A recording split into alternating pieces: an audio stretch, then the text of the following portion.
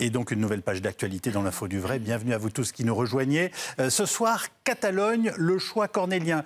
Et ce titre est vrai pour les Catalans, les Espagnols et tous les Européens qui observent médusés une Catalogne qui se détache de l'Espagne. Nous y revenons dans quelques instants avec nos invités Dominique Régnier et Benoît Pellistrandi. Alice, hier, ce sont près d'un demi-million de Barcelonais qui sont descendus dans la rue. Pour dire non à l'indépendance, leur slogan « La Catalogne, c'est l'Espagne, Puigdemont en prison ». Mais ce dernier reste ferme et veut aller de l'avant en prononçant peut-être dès demain l'indépendance de la région, ce que le gouvernement de Madrid ne laissera pas passer. Toute dernière réaction ce soir, celle du maire de Barcelone. Elle dit qu'elle est contre une déclaration unilatérale d'indépendance et elle vient de le faire savoir. Louise Malnois. Sous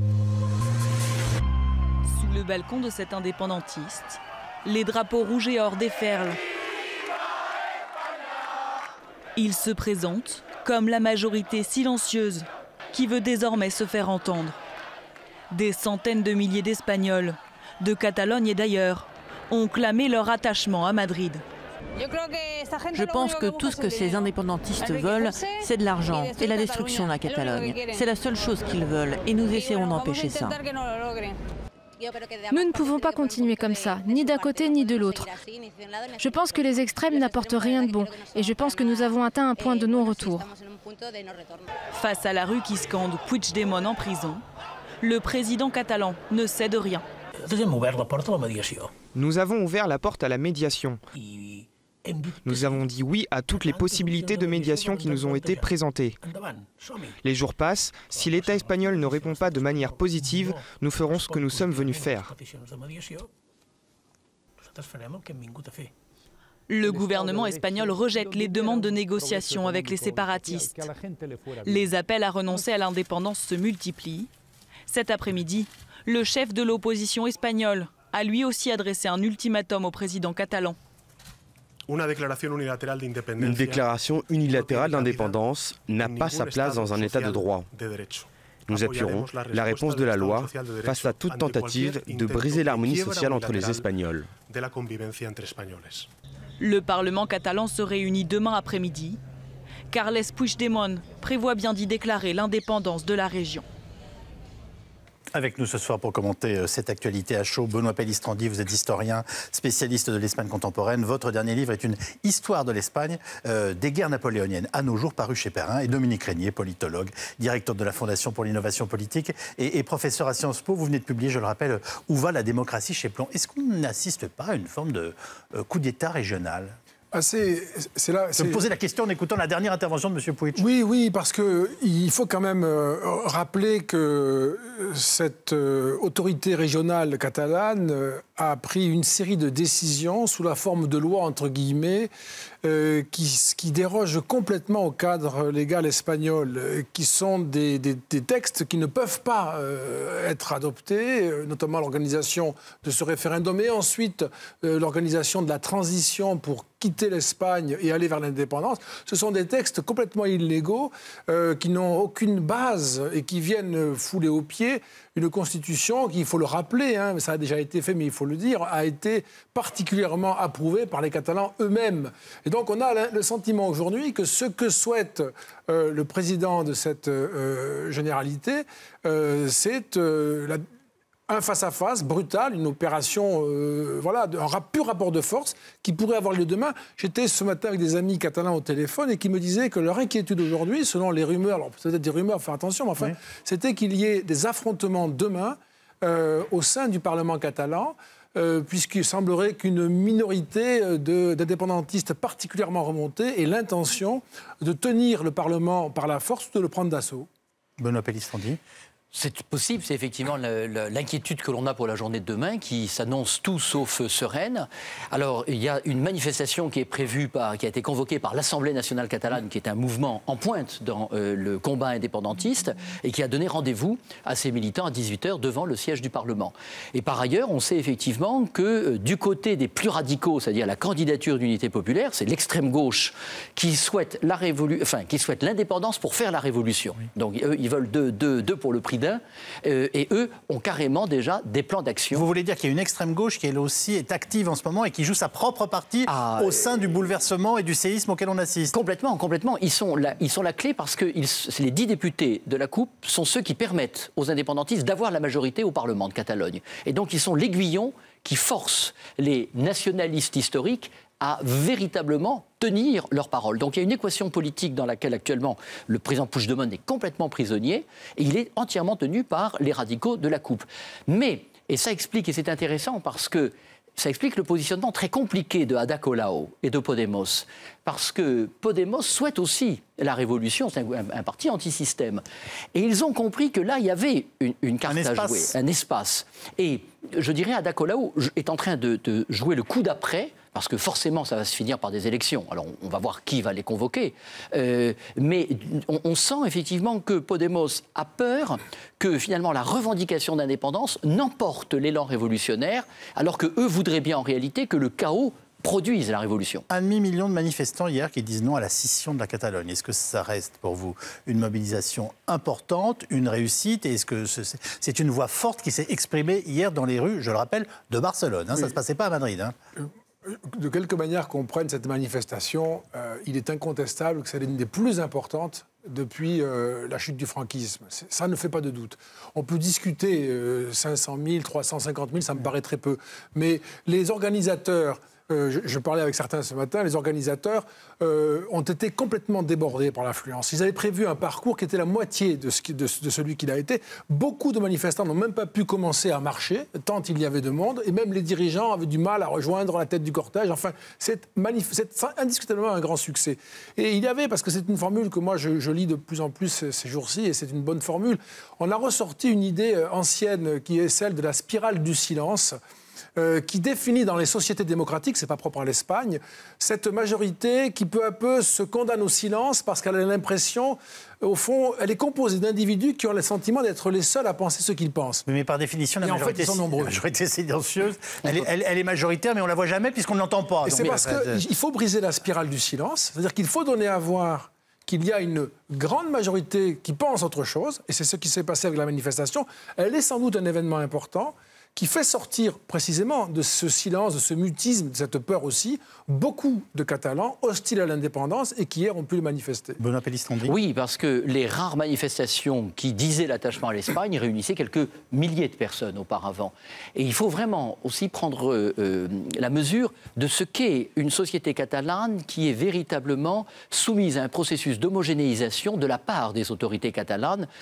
N'oublions pas, la Catalogne a des compétences culturelles complètes. Oui. Donc toute la politique culturelle et la politique éducative appartient aux autorités de Catalogne. Oui. Par exemple, le castillan, c'est juste 3 heures dans l'enseignement. Je rappelle que c'est ce que nous appelons, nous, l'espagnol, hein, voilà, à l'école. Voilà. Et donc c'est un statut de langue vivante 2. Oui. Hein, et quand on sait comment la langue vivante 2 est maltraitée aussi en France, bon, mais c'est pour dire véritablement qu'il y a eu la construction d'une société catalane qui s'est projetée et qui a voulu donner l'image d'elle-même autour du projet catalaniste. Et justement, hier, c'est un point d'inflexion dans la crise catalane. On se rend compte qu'il existe une autre Catalogne, que cette autre, ça veut dire que la Catalogne est plurielle, qu'elle est complexe. Et je crois que le discours du roi, mardi dernier, a considérablement aidé à ce que cette majorité silencieuse sorte. Pardonnez-moi, mais ce que vous dites est assez inquiétant, parce qu'en fait, on est en train de voir que deux légitimités sont en train de s'affronter, quelle que soit la contestation qu'on puisse avoir de l'une par rapport à l'autre, ou de l'autre par rapport à l'une, on sent qu'il peut y avoir à tout moment des débordements,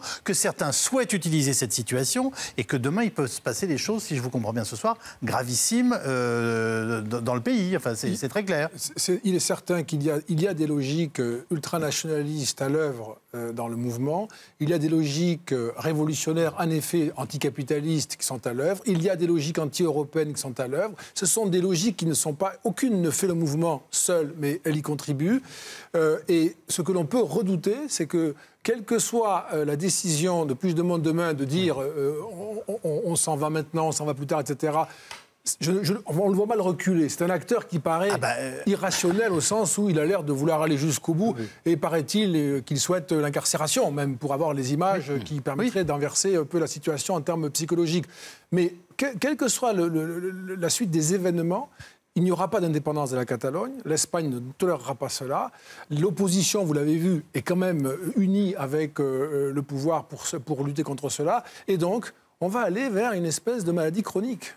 Et c'est ça qui est terrible. Ça va durer, mais des années. Alors, on ne va pas voir l'armée de Madrid occuper des points stratégiques au sein de cette région. Enfin, ce n'est pas possible.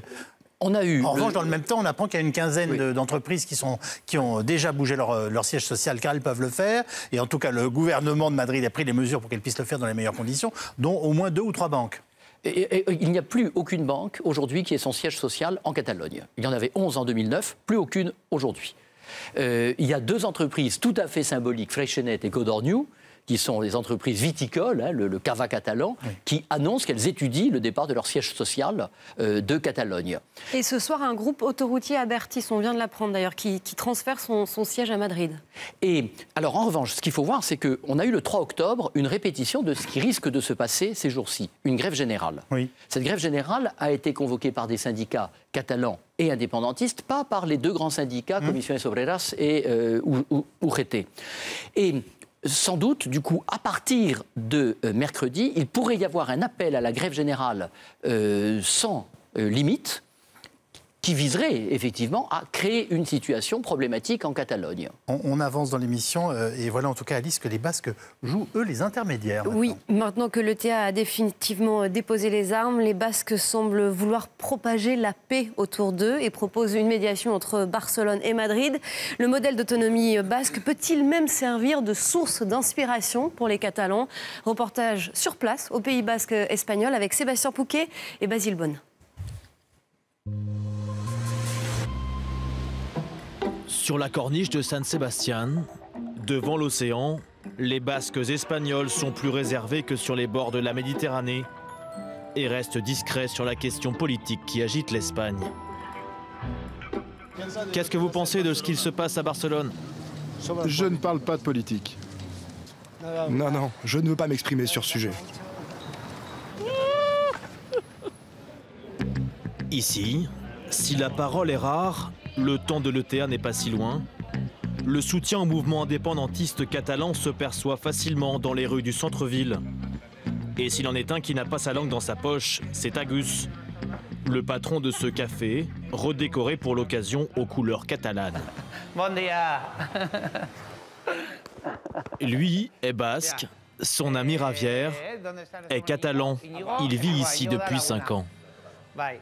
Tu veux la presse nationale catalane? La voilà. Les 3 amis étaient à Barcelone il y a 10 jours pour le référendum. Et tu te souviens? Il y avait de la musique à la faculté pour tenir le bureau de vote toute la nuit. Oui, ce qui était très bien, vraiment impressionnant, c'était de voir que le peuple catalan était très uni ce soir-là. Agus a connu les vagues de terrorisme dans le Pays Basque. Il est admiratif du pacifisme du mouvement catalan. Ce que nous pouvons apprendre du processus catalan, c'est que techniquement et logistiquement, ils sont vraiment très bien préparés. Et surtout, ce qui est incroyable, c'est de voir ce peuple si uni. Vous êtes comme des frères? Oui, exactement. Oui, c'est ça, des frères, mais avec une mère différente. Une mère différente, car Basques et Catalans n'ont pas les mêmes avantages. Les Basques ont obtenu l'indépendance fiscale, mais ici certains envient l'indépendance culturelle catalane. À une centaine de kilomètres de San Sebastián, à Azpeitia, nous sommes dans un fief indépendantiste basque. Ici, des affiches et des drapeaux de soutien ornent quasiment toutes les façades, y compris celle de la mairie. Sur cette façade, regardez, c'est marqué 2 peuples, catalans et basques, 2 peuples, un seul but. Le maire est membre du Bildu, le parti le plus radical. Lui et ses amis indépendantistes de la première heure voudraient un nouveau combat. Développer la langue basque, la culture basque, avoir en fait tout ce que possède déjà la Catalogne et qu'ils n'ont pas encore. C'est un moment historique, c'est une opportunité pour nous de se joindre à eux, pour trouver un équilibre. Et je crois que c'est le moment unique que nous avons pour faire reconnaître la nation basque. Basques et Catalans unis face au gouvernement pour obtenir une égalité de traitement. Une idée portée par le parti majoritaire au Parlement basque. Il s'est proposé en médiateur. Je pense que nous sommes un exemple de compromis pour ce type de problème avec les citoyens. Et nous misons sur le dialogue comme unique solution de sortie de crise. Je crois vraiment que c'est la seule façon de s'en sortir. C'est un accord et surtout plus de démocratie. La médiation a été catégoriquement refusée par le président Rajoy. Mais la crise catalane ravive bien la flamme de l'indépendantisme basque, prêt à de nouveaux combats désormais pacifistes. C'est passionnant, c'est intriguant et c'est perturbant. Est-ce que les Basques peuvent jouer un rôle de médiateur dans cette situation grave que l'on traverse? Il faut d'abord rappeler qu'actuellement, le Parti nationaliste basque au pouvoir à Bilbao a 5 députés à la Chambre des députés à Madrid et qu'ils sont ceux qui permettent de compléter la majorité de Mariano Rajoy. Et donc, dans le projet de budget 2018, il y a eu des concessions faites aux Basques absolument formidables. Et donc, les Basques sont très à l'aise actuellement dans la configuration politique. Mais il y a aussi un autre élément qui fait que les deux cas ne sont pas du tout parallèles. Le Pays basque a toujours réussi à maintenir ses privilèges fiscaux. C'est la difficulté de l'État espagnol à construire, en réalité, un modèle fiscal uniforme, et c'est pour ça que j'emploie à dessein le mot privilège, parce que ce sont des situations qui datent de l'Ancien Régime. Tandis que la Catalogne, effectivement, a été passée, grâce ou à cause de Philippe V, un Bourbon, l'arrivée des Bourbons au début du XVIIIe, a été passée, effectivement, au cadre général. Et donc, aujourd'hui, le Pays basque prend ses impôts, et négocie avec l'État la somme qu'il reverse au pot commun. Alors, je m'arrête un instant là-dessus parce que je pense que c'est ce qui est passionnant et on se demande si c'est pas ça la sortie de crise éventuelle. C'est-à-dire qu'on se rend compte finalement quand on va, une fois, je dis ça avec beaucoup de respect, mais qu'on a fini de se battre sur la langue, la culture, les racines, etc. Ce qu'en fait personne ne conteste et personne n'a envie d'en mettre en cause, qu'il soit basque, catalan, pardonnez-moi, j'ai envie de dire, ou corse, on en arrive à des questions qui sont des questions de fric et des questions d'impôts. Est-ce qu'il n'est pas là d'abord le véritable enjeu et le véritable rapport de force, j'ai envie de vous dire. Si les Catalans peuvent percevoir eux-mêmes demain leurs impôts et les redistribuer à la puissance, on n'est pas obligé d'avoir Bercy partout dans le monde, vous voyez ce que je veux dire, et partout en Europe. Donc, je ne sais pas, je délire ou il y a quelque chose de vrai dans ce que je vous dis? Non, c'est tout. D'ailleurs, c'est quand même le modèle constitutionnel espagnol. C'est un État autonomique, c'est-à-dire que les provinces, les régions ont une autonomie incroyable que nous ne connaissons pas. Ici, nous en sommes très très loin, à supposer que ce soit désirable.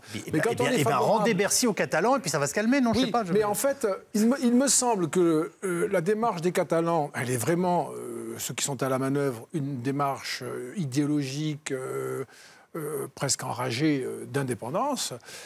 Et on a bien vu comment il était très difficile pour le gouvernement espagnol. Ici, c'est Rajoy, le Premier ministre, mais je pense que c'est un problème là de gouvernement espagnol. Donner aux Catalans, par exemple, cette autonomie fiscale, c'est inciter d'autres régions à s'engager sur ce type de revendications, d'une manière ou d'une autre. Et c'est pratiquement fissurer, voire mettre à bas tout l'édifice de 1978, qui est c'est un édifice très ingénieux, ce qui a été fait en 1978. On passe à la fois d'un régime autoritaire à une démocratie et d'un système centralisé à un système décentralisé avec beaucoup d'autonomie. L'équilibre est extraordinaire et en respectant vraiment des sensibilités, des cultures très différentes les unes des autres. Et c'est la fragilité de cet équilibre très ingénieux qui est aujourd'hui menacée. Lorsque les Basques disent on va faire médiation, oui. C'est presque... c'est impossible d'accepter une médiation comme celle-là. C'est pas parce que c'est les Basques qui la proposent. C'est comme Podemos aussi propose d'être médiateur depuis quelques temps. Mais on ne peut pas, quand on est l'État espagnol, avoir des médiateurs, des casques blancs, peut-être aussi à l'intérieur de sa propre nation, pour s'assurer que les choses... Ça dépend du rapport de force et de la violence de ce qui se joue ou pas. Oui. Alors, sur ces histoires d'impôts, quand même... Deux remarques. Je pense que c'est très important. Oui, la région la plus solidaire, c'est Madrid. Madrid paye beaucoup plus pour l'ensemble du reste de l'Espagne que la Catalogne. Donc ça, c'est en réalité, on voit effectivement un territoire qui est un grand territoire. L'Espagne, c'est 500 000 km². Donc c'est à peu près comparable à la France. C'est gros. Et du coup, la difficulté, vous avez effectivement des régions qui sont pauvres parce qu'elles sont aujourd'hui avec un désert rural. Donc il faut maintenir des services publics. Généralement, c'est le sud. Voilà. C'est le sud ou le centre dans le cas de l'Espagne. Alors la difficulté, c'est que si on accepte la logique catalane, ça mettrait aussi à bas la question européenne, parce qu'à ce moment-là, on comprend très bien qu'un jour les Allemands disent écoutez, nous, basta, on arrête de donner de l'argent aux pays du Sud. Bon, ça c'est un premier point. Mais deuxième point, vous dites que c'est la question essentielle. Je crois que non. Je vous pose la question. Voilà, c'est une question importante, mais la vraie question, elle est de nature culturelle. Et le nationalisme catalan s'inspire des racines allemandes, Herder, c'est-à-dire est catalan celui qui parle catalan. Alors, du coup, on a toujours pu dire ce nationalisme catalan est culturel, il est admirable. N'empêche que ce nationalisme culturel, il a quand même, dans l'histoire, donné lieu à des dérives qui finissent par être des dérives ethnicistes. Et chez les Basques? Alors, chez les Basques, il est directement ethniciste. C'est le sang. C'est le sang. Donc, c'est... Vous êtes en train de m'en faire des petits nazis 70 ans après. Il faut faire attention aux termes qu'on emploie, mais il me semble. Excusez-moi, je vais au bout de ce qui me semble être votre arrière-pensée. C'est-à-dire, vous avez le droit de remettre des mots là-dedans. Comme historien, ce qui me fascine dans le processus que l'on voit, c'est que je dirais, on est dans une séquence propre au XIXe siècle. Et donc, si Puigdemont pouvait être arrêté, on aurait la séquence complète. C'est un cas d'école. Et donc, on est vraiment sur cette mobilisation nationale qui va à la fois chercher des éléments culturels pour créer l'identité nationale, mais qui, in fine, aboutit à définir ce que doit être un Catalan ou un Basque. Et on en a un exemple. Au lendemain des attentats de Barcelone, le 17 août, le conseiller à la sécurité de Catalogne a donné le bilan en disant il y a 2 Catalans et 2 Espagnols. Il a fait la distinction. Et dans les Espagnols, il y avait une victime de 60 ans qui était arrivée à l'âge de 13 ans en Catalogne, qui a vécu donc 47 ans, qui meurt à Barcelone et qui est considéré comme espagnol. Et ils nous font quoi? Le coup de la pureté du sang? En tout cas de l'origine? Il y a un aspect, il y a deux films espagnols qui ont très bien marché ces 2 dernières années. Vous savez qu'en Espagne, on porte le nom de son père et de sa mère. Oui. Et donc, si on connaît les 8 noms de ses grands-parents, on sait exactement de quelle origine on est. Et donc, il y avait un premier film qui s'appelait 8 noms basques, et qui, effectivement, se moquait de cette pureté de sang au Pays Basque. Et puis, ils ont fait la suite qui s'appelle 8 noms catalans, et qui montre en réalité les similitudes sur des bases qui sont effectivement différentes. Il peut y avoir un terrorisme catalan, d'après vous? Il y en a eu un. Il s'est éteint, mais il est possible que ça la reprenne. Pour mesurer quand même l'obstination, et donc elle renvoie effectivement à des revendications identitaires très fortes de la généralité, il y a aussi un problème de dette qui est très important pour la région catalane, qui pourrait conduire cette région, si elle devenait un État souverain, tout simplement à la ruine, avec une absence de référent, puisque Madrid ne le serait pas, ni l'Union européenne. Et donc c'est même dans cette obstination-là et les possibles conséquences désastreuses pour cette région qui est prospère, l'une des plus riches d'Europe aujourd'hui, c'est tout à fait étonnant, et on mesure, je pense, à cette aune-là, l'obstination des leaders. Depuis le début de la crise, une grande absente. L'Europe, ses dirigeants brillent par leur silence, le débat a fini par s'inviter au Parlement européen la semaine dernière. Face à face, ceux qui pensent qu'il faut entendre les revendications des Catalans et ceux qui estiment qu'il ne faut surtout pas toucher au dogme des États-nations. Hugues Dago. La question a fait irruption à Strasbourg la semaine dernière. Drapeau catalan brandi au sein du Parlement européen par ses députés régionalistes en signe de solidarité. Le débat sur la crise en Catalogne a été rajouté en urgence à l'ordre du jour. Voici Frans Timmermans, numéro 2 de la Commission. Il appelle au dialogue, mais après les violences de la semaine dernière, son soutien à Madrid est très clair. Aucun d'entre nous ne veut voir de violence dans la société. Mais chaque gouvernement a bien sûr la tâche de respecter et défendre l'état de droit. Et parfois, cela peut nécessiter un usage proportionné de la force. Cette affaire est propre à l'Espagne et doit être traitée dans le respect de la Constitution espagnole. Complètement faux, répond une partie de la gauche qui demande à l'Europe de tenir son rang. L'Europe, elle dit aux pays européens comment ils doivent gérer leur budget, Et d'un seul coup, quand il s'agit de droits de l'homme, quand il s'agit de démocratie, ça n'est plus un sujet européen. C'est une énorme faute politique. On n'est pas dans la guerre d'Espagne, là. On ne refait pas 1936. Donc il faut que tout le monde redescende un peu. Il faut aussi que l'Europe prenne des initiatives pour dire « Eh les gars, on souffle. Il y a une aspiration catalane légitime à plus d'autonomie. Qu'est-ce qu'on construit ? Et Madrid doit arrêter de considérer que la Catalogne est un non-sujet ou qu'au fond, elle ne mérite que le statut des autres régions espagnoles. » Dans une Europe qui penche à droite, certains députés défendent une autre priorité, le rappel à la loi. Il faut affirmer très clairement que le référendum est illégal et les autorités catalanes ont organisé, sachant que c'était illégal, un référendum illégal. Si on accepte ça, après, il faudra m'expliquer comment on dit non à des Corses ou des Bretons qui vont vouloir être indépendants, qui organisent de leur côté leur petit référendum. Si on accepte ça, c'est le premier pas vers, au fond, il n'y a plus de règles. Et tout est possible. Bruxelles. À quelques pas de la Commission européenne, voici le siège du représentant de la Catalogne auprès de l'UE. Amadeu Altafaj, ancien porte-parole de la Commission pendant 10 ans, un Européen convaincu, visiblement déçu. Insister uniquement sur les aspects juridiques est une réduction qui n'est pas positive pour la résolution du conflit. Il faut absolument encourager, depuis les institutions européennes, un dialogue politique entre les partis. Ça, c'est la force de l'Europe. Pour des générations de Catalans, l'Europe a été une aspiration, un synonyme de toutes ces libertés dont nous manquions. Je crains que cette aspiration européenne en Catalogne est en train de perdre du terrain suite à cet autisme politique que montrent les institutions européennes. Des institutions déboussolées qui rejettent les poussées indépendantistes et en même temps refusent d'intervenir dans les affaires d'un État souverain, comme si l'Europe tournait en rond.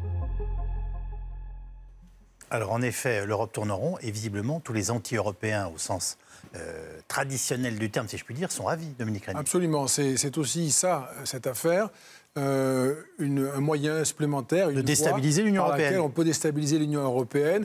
Et il y a, à l'intérieur de l'Union européenne comme à l'extérieur, toute une série de mouvements et de puissances qui cherchent, qui s'appliquent à déstabiliser l'Union européenne. Ça, c'est très clair, ça ne fait aucun doute. Et les liens sont très clairs entre beaucoup de ces mouvements-là. Benoît Pellistrandi ? Oui, ça on le voit. Alors ce qui est paradoxal, c'est que les indépendantistes catalans disent toujours, de toute façon, on ne pourra pas sortir de l'Europe. Et on est absolument favorable à l'Europe. Oubliant que la majorité indépendantiste actuellement au Parlement est divisée sur ce sujet, puisque vous avez cette fameuse couple-là, le parti indépendantiste radical, qui est pour la sortie de l'euro, pour la sortie de l'Union européenne et pour la collectivisation des moyens de production, et ainsi que pour la confiscation des églises pour les transformer en école de musique ou en économat. Il me vient une question, ça existe l'Europe des régions ? Ça existe, bien sûr, oui. En plus, c'est très paradoxal parce que l'Europe est souvent critiquée par les États-nations pour sa politique régionale, non seulement une aide aux régions en difficulté, avec un mécanisme de redistribution pour les régions qui ont le plus besoin de soutien, mais aussi la reconnaissance du fait régional.